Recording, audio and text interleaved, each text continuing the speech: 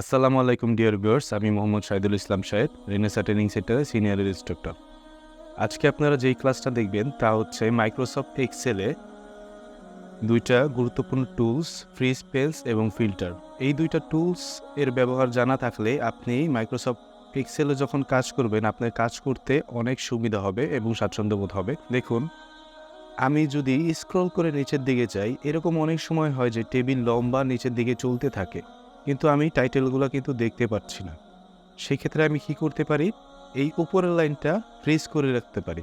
সেটার জন্য আমাকে যে কোনো একটা সেলে ক্লিক করলে, এই সেলে যদি আমি ক্লিক করি তাহলে এর উপরের রোজগুলো এবং বামের কলামগুলো ফ্রিজ হবে।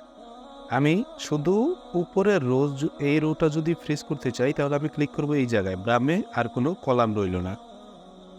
এখান থেকে ভিউতে যেতে হবে, এই উইন্ডো গ্রুপের এই যে এখানে আছে ফ্রিজ পেন্স, এই উপরে এটাতে ফ্রিজ করে দিলাম। এখন আমি নিচে স্ক্রল করে যাই, উপরে এটা নড়তেছে না। এবার বাম দিকের গুলো ফ্রিজ করলে কিভাবে কি হয় এবং কখন ফ্রিজ করেন, তো ধরুন এখানে স্টুডেন্টের নাম দেওয়া আছে বা কোনো মানুষের নাম দেওয়া আছে এবং দূরে দেওয়া আছে মোবাইল নাম্বার। আমি যদি ডান দিকে এইভাবে যাই তাহলে নামটা ঢেকে গেলে বোঝা যাচ্ছে না যে কার মোবাইল নাম্বার এটা। সেক্ষেত্রে আমরা বামের কলামও ফ্রিজ করতে পারি। আমি যদি এই দুইটা কলাম ফ্রিজ করতে চাই তাহলে আমি এইখানে ক্লিক করব। এইখানে ক্লিক করার কারণে এই উপরের রোজগুলো ফ্রিজ হবে এবং বামের কলামগুলো ফ্রিজ হবে। আমি আগের ফ্রিজটা আনফ্রিজ করে আবার ফ্রিজ করে দিলাম। এখন নিচের দিকে গেলে উপরের রোজটা ফ্রিজ এবং ডান দিকে গেলে বামের কলামগুলো ফ্রিজ হলো। এরপরে আসি ফিল্টারের ব্যাপারে। ফিল্টারের জন্য আমরা হোম রিবনে চলে যাব।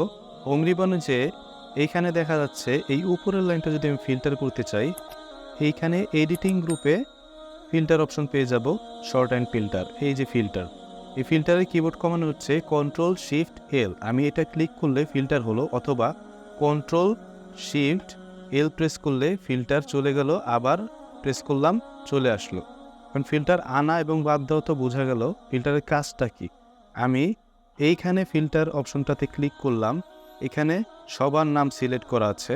আমি সিলেক্ট অলটা আনসিলেক্ট করে নির্দিষ্ট কারোটা যদি জানতে চাই তারটাই ক্লিক করব, শুধু তার তথ্যটা আমি দেখতে পারবো।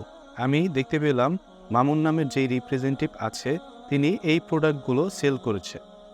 এরপরে সে নির্দিষ্ট কোনো কাস্টমারের কাছে কি সেল করেছে সেটা যদি জানতে চাই, এটা সিলেক্ট অলটা উঠিয়ে দিলাম। এরপরে এখান থেকে নেচার কোম্পানি দিলাম, সে নেচার কোম্পানির কাছে এই দুটো প্রোডাক্ট সেল করেছে। এখন বুঝবো কিভাবে কোনগুলো ফিল্টার করা হয়েছে। এখানে দেখা যাচ্ছে ফিল্টার চিহ্ন দেওয়া আছে। আগের পর্যায়ে নেওয়ার জন্য আমরা একইভাবে এখানে ক্লিক করে সিলেক্ট অল দিয়ে দিব, ওকে। আবার এইখানে ক্লিক করে সিলেক্ট অল দিয়ে দিব, ওকে। আবার আগের পর্যায়ে চলে গেল।